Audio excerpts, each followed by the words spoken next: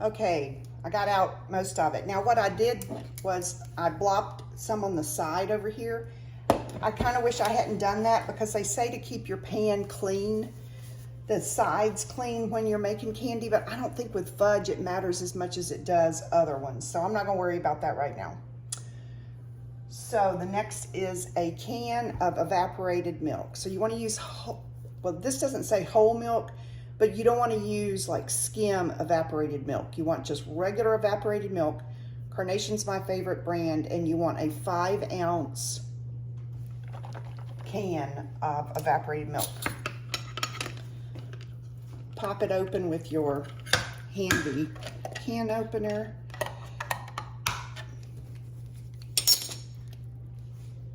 Pour it in.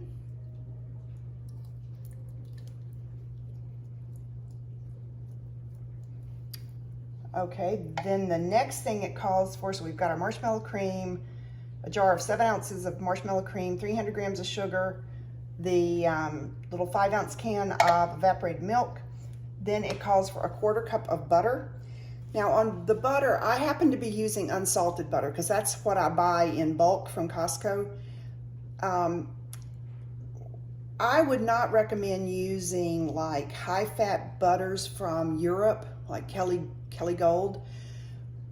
Their high-fat content, low water content can kind of mess with recipes. So Stella Parks, who is a pastry chef that I like, she says don't use those types of high-fat butters from Europe unless you know your recipe will work with it. So I've just got regular old butter. This happens to be unsalted, but Gama's recipe is so old that they didn't talk about salted versus unsalted butter back then. So it was just butter. So I happen to have unsalted on hand, so that's what I'm using. Then it calls for a teaspoon of salt. I will do just a little bit of a rounded teaspoon of salt since my butter doesn't have any salt in it. Okay, that's everything so far. So then it says to bring to a full boil over moderate heat. So on my induction, I'm gonna call moderate heat a 6 because I've got levels 1 through 9. 5 I think is just a little bit too low, and 6, 7 would be too high, I think. So I'm gonna use a 6. So the first thing I'm gonna do is start to mix this up and get the sugar mixed in with the marshmallow cream and the evaporated milk. Now, almost candy recipes call for you to boil the mixture to drive the moisture off the salt, or excuse me, the sugar, drives the moisture out of the sugar and out of whatever liquid ingredients you have in there. And it changes the structure of the sugar so that it begins to crystallize. And a lot of candy recipes specify a temperature that the mixture has to cook to in order to get the correct crystal formation. Well, the nice thing about this recipe is it doesn't specify a temperature. It's cooked by time. And so it's a little less precise. The fudge doesn't really turn crystally. And I think this is why it's a good beginner recipe. So the recipe calls for stirring over moderate heat, constantly stirring, because as I mentioned, the mixture will scorch. Knock on wood, I've never had it scorch. You can smell it, so boil it, turn up your smeller so that you can detect if you do, if it is starting to scorch. And you can also, as you pull this back, the liquid back, you will be able to see the bottom of the pan as this thickens, and you'll be able to hear it with sort of a scorchy sound. So visual indicators too for being careful that you don't scorch the mixture.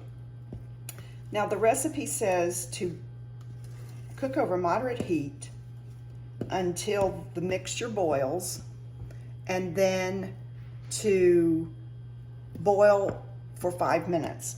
Well, one of the things that I've always struggled with directions like that is, what is boiling? I mean, yeah, there's boom, boom, these little, you'll see the little surface bubbles come up, or the little bubbles from the bottom of the pot come up, and then is that boiling? Or is it boiling when you've got bubbles popping up all over? Well, I consider it to be boiling when it's bubbles popping up all over when I am stirring. So that kind of, because I'll stop stirring for a second and you'll see them bubbling. I'm not bubbling yet. I'll try to show it on camera. And then I will continue to cook for 5 minutes after that boiling starts. And then at the end of that 5 minutes, take the pan off heat, stir in your 12-ounce bag of chocolate chips. Now, the classic chocolate chips are, of course, Toll House chocolate chips. They're perfectly fine. That's the way I made it for years and years and years. But I decided to pick it up a notch and use the Ghirardelli. I don't know. It would be interesting to do a taste test to see if you could tell a difference. And after you pour in the chocolate chips, they'll start to melt, and you'll stir until they melt. Then you'll stir in a teaspoon of vanilla. And then if you want to add anything like nuts or raisins, you would add at that point. Then you would dump the mixture in the pan, and it will, you spread it out a little bit, and that's it. It's done. You just let it sit there until it's cool, and then you can cut it. So that is the overview of the recipe. Now my mixture is not even thinking about boiling yet. I'm quite a ways from it. I don't know if you can see. Let's see if you can see some of see the little brown streaks that stuff melting. Wish you could smell it, because wow. Warm sugar with butter and evaporated milk.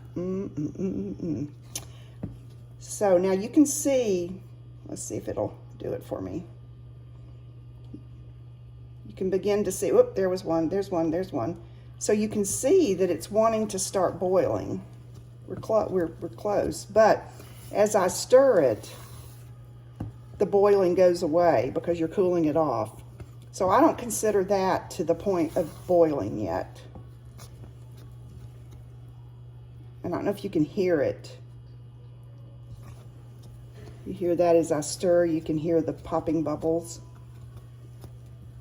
That's normal. So I'm just gonna, like I say, I keep things moving around pretty good.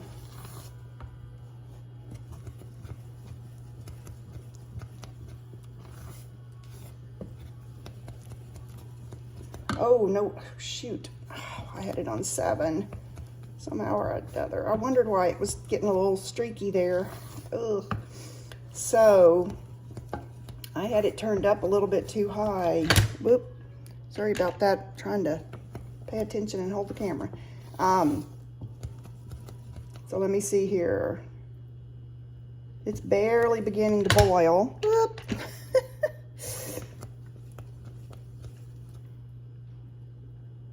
You see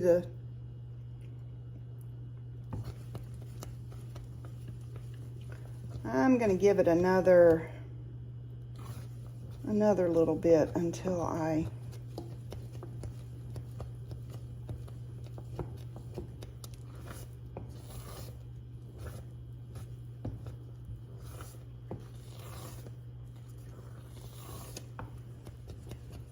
make sure you're getting the curves of the saucepan in so that, okay, I'm going to start my timer. I think we're